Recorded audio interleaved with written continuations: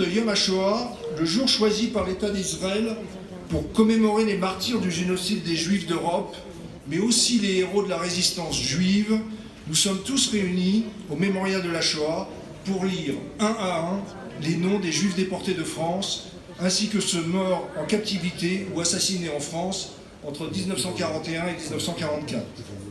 Cette lecture des noms des déportés Juifs de France dure 24 heures. Et pendant 24 heures, nous lisons un à un les noms de celles et ceux qui, comme nous l'a toujours rappelé Simone Veil, il ne reste que le nom.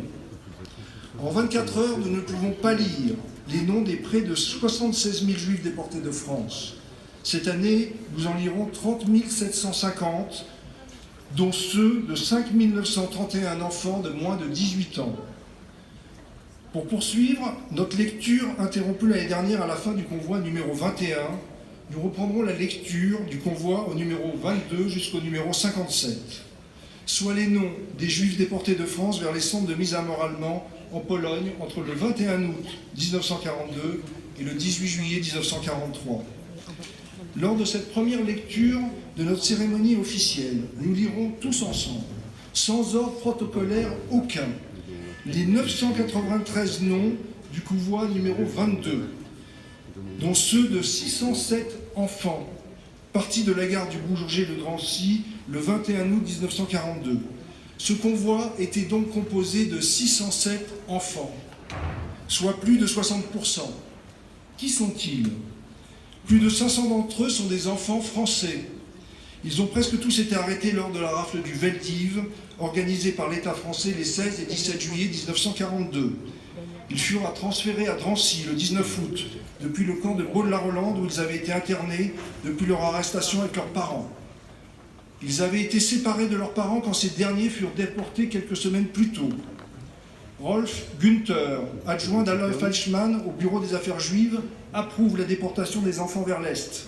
Il signale cependant qu'aucun convoi ne doit être rempli exclusivement d'enfants. Afin d'éviter cela, les enfants sont en premier lieu transférés au camp de Drancy et 2 jours après leur arrivée, ils rejoignent près de 400 adultes dans ces wagons plombés.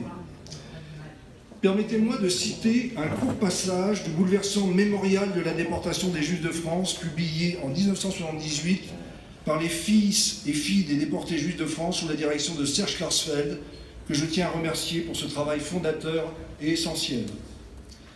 Wagon 2, 52 enfants. Wagon 3, 90 enfants et 7 adultes. Wagon 5, 55 enfants et 1 adulte.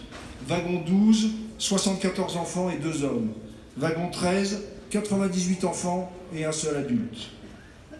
Plus loin, nous lisons une famille.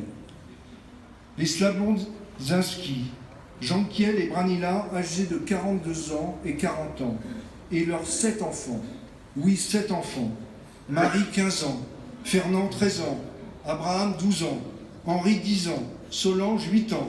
Hélène, 7 ans. Et Raymond, 3 ans. À l'arrivée à Auschwitz-Birkenau, le 23 août, 90 hommes et 18 femmes sont sélectionnés pour des travaux forcés.